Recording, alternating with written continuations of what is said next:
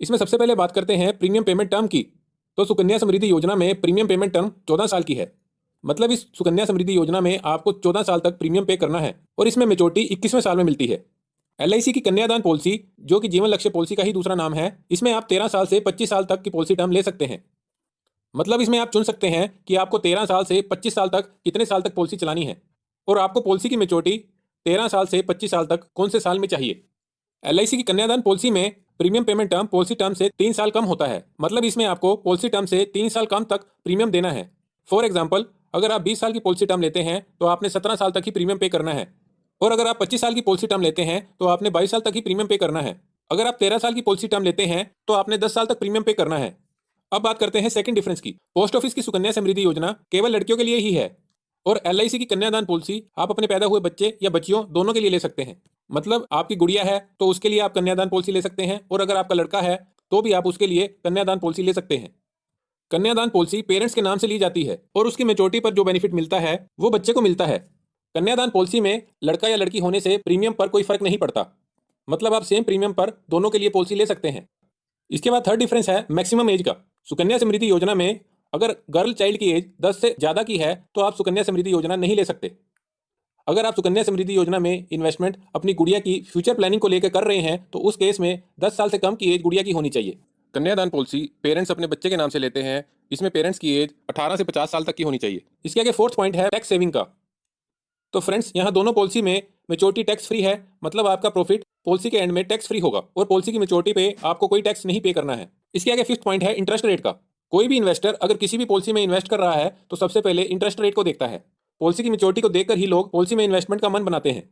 इसमें पहले बात करते हैं LIC की कन्यादान पॉलिसी की, जिसमें एक फादर अपने चाइल्ड के लिए 20 साल की पॉलिसी टर्म पर पॉलिसी लेते हैं तो उन्हें 17 साल ही प्रीमियम पे करना है, और इसमें 20 साल के बाद मिलने वाला अमाउंट एक फिक्स अमाउंट होगा। मतलब वो यहाँ पॉलिसी की स्टार्टिंग से ही पता होता है।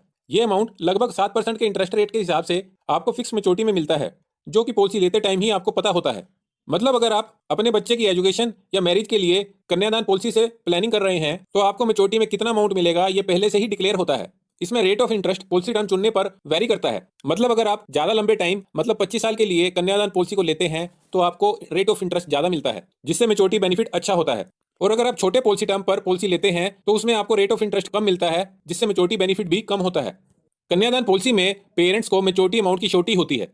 यहाँ उन्हें इस बात की श्योरिटी होती है कि मेरे लड़के या लड़की की शादी पर मुझे इतने गारंटेड फिक्स अमाउंट की मेचोरिटी मिलनी ही मिलनी है। मतलब यहाँ पे आप मेचोरिटी को एक श्योरिटी फिक्स अमाउंट की तरह देख सकते हैं। अब अगर बात करें पोस्ट ऑफिस की सुकन्या समृद्धि योजना की, तो इसमें इंटरेस्ट रेट फिक्स्ड नहीं है। मतलब अगर यहाँ आपको पॉलिसी की स्टार्टिंग में 8.5% का इंटरेस्ट रेट कहा गया है तो 14 साल प्रीमियम भरने के बाद 21वें साल में जो मेचोरिटी मिलनी है वो पूरी पॉलिसी टर्म में 8.5% के इंटरेस्ट रेट के साथ श्योरिटी नहीं है। इसमें इंटरेस्ट रेट हर साल रिवाइज होते रहते हैं और कई बार एक साल में 2 या 3 बार इंटरेस्ट रेट रिवाइज होते हैं। इसे आप इस चार्ट से देख सकते हैं, जिसमें 2014-15 में जब सुकन्या समृद्धि योजना स्टार्ट हुई थी उस टाइम रेट ऑफ इंटरेस्ट 9.1% का था और वो हर साल रिवाइज होते होते अब रेट ऑफ इंटरेस्ट 7.5% का है। मतलब जब पॉलिसी 2014-15 में स्टार्ट हुई थी और जिन लोगों ने पॉलिसी ली थी तो उस पॉलिसी में भी ऐसा नहीं था कि उन्हें उनकी इन्वेस्टमेंट पर 21 सालों में 9.1% के इंटरेस्ट रेट पर मेचोरिटी मिलेगी। इसमें हर साल रेट ऑफ इंटरेस्ट गिरता रहा है और अभी हर साल में 2 या 3 बार रेट ऑफ इंटरेस्ट चेंज हो रहा है और भी गिरता जा रहा है। इसका कारण ये है कि 2011 में मनमोहन गवर्नमेंट ने यह डिसीजन लिया था कि जितने भी government bond, security, government small saving schemes, जिसमें PPF, पोस्ट की सुकन्या योजना और सीनियर सिटीजन स्कीम्स, ये सभी तरह की इन्वेस्टमेंट स्कीम्स को लिंक किया था। और अब अगर गवर्नमेंट सिक्योरिटीज का रेट ऑफ इंटरेस्ट कम होते हैं तो बैंक FDs के भी रेट ऑफ इंटरेस्ट कम होते हैं, और साथ ही साथ जितने भी स्मॉल सेविंग स्कीम्स हैं उनके भी रेट ऑफ इंटरेस्ट कम होते हैं। जैसे कि पिछले कुछ सालों में बैंक के FDs के रेट ऑफ इंटरेस्ट कम हुए हैं और उसके साथ साथ PPF के भी रेट ऑफ इंटरेस्ट गिरे हैं, और ऐसे ही सीनियर सिटीजन स्कीम्स में भी रेट ऑफ इंटरेस्ट गिरते जा रहे हैं। ये सभी स्कीम्स भी सुकन्या समृद्धि योजना के साथ लिंक्ड है, तो इसमें भी रेट ऑफ इंटरेस्ट गिरते जा रहे हैं। इसलिए सुकन्या समृद्धि योजना में रेट ऑफ इंटरेस्ट बढ़ने के चांस बहुत ही कम है। अगर आप अपनी गुड़िया के लिए इसमें इन्वेस्ट करते हैं तो अभी चाहे रेट ऑफ इंटरेस्ट ज्यादा है पर फ्यूचर में ये रेट ऑफ इंटरेस्ट यही रहेंगे, इसकी कोई गारंटी नहीं है। जिससे आपकी पॉलिसी की मेचोरिटी में फिक्स इंटरेस्ट रेट के साथ फिक्स अमाउंट की श्योरिटी रहेगी, ऐसी कोई गारंटी नहीं है। सुकन्या समृद्धि योजना में ऐसा भी हो सकता है कि आपने जितना पैसा इन्वेस्ट किया उससे थोड़ा बहुत ही बढ़कर आपको मिले और आपने बच्चे के लिए जिस पर्पज से पॉलिसी ली थी उस पर्पज में पॉलिसी की मेचोरिटी से पूरा फाइनेंशियल सपोर्ट ना मिल पाए। इसके बाद एक इंपॉर्टेंट डिफरेंस देखते हैं कन्यादान और सुकन्या पॉलिसी में होने वाले रिटर्न का।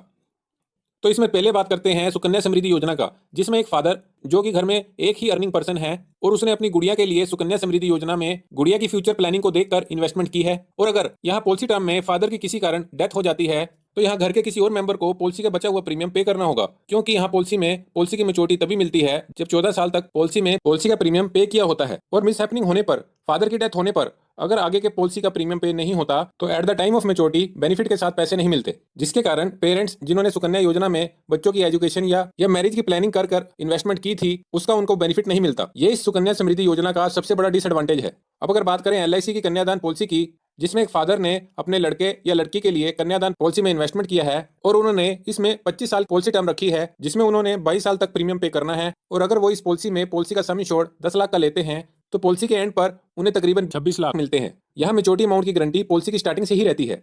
अगर कन्यादान पॉलिसी लेने के 5 साल बाद फादर के साथ कोई मिस हैपनिंग हो जाती है तो यहाँ आगे के 17 साल का प्रीमियम पे करने वाले घर के मेन अर्निंग पर्सन के ना रहने पर आगे के प्रीमियम वेव ऑफ हो जाएंगे, क्योंकि इस पॉलिसी में पेरेंट्स का इंश्योरेंस होता है। पॉलिसी में प्रपोजर जो कि बच्चे के नाम से पॉलिसी का प्रीमियम पे कर रहे होते हैं, उनकी डेथ पर आगे के प्रीमियम वेव ऑफ हो जाते हैं। इसके साथ साथ सम इंश्योर्ड का 10%, अगर 10 लाख के सम इंश्योर्ड की पॉलिसी है तो 1 लाख हर साल जब तक पॉलिसी की मैच्योरिटी नहीं होती तब तक फैमिली को बच्चे की स्टडी या बच्चे के पालन पोषण के लिए मिलता रहेगा। मतलब इस एग्जाम्पल में 17 सालों में टोटल 17 लाख फैमिली को बच्चे की स्टडी के लिए और मिलेंगे। यहाँ फादर ने कन्यादान पॉलिसी में इन्वेस्टमेंट किया था शादी के पर्पज से, तो इसमें बच्चे की शादी के टाइम कन्यादान पॉलिसी की मैच्योरिटी से 20 लाख तक की मैच्योरिटी बेनिफिट और मिल जाएगा। इसके साथ साथ एक्सीडेंट डेथ के केस में सम इंश्योर्ड के बराबर का अमाउंट डेथ होने पर उसी साल LIC से और मिल जाता है। मतलब यहाँ कन्यादान पॉलिसी में ट्रिपल बेनिफिट मिलता है, जिसके कारण ये पॉलिसी पोस्ट ऑफिस की सुकन्या योजना से बहुत ही बेहतर हो जाती है।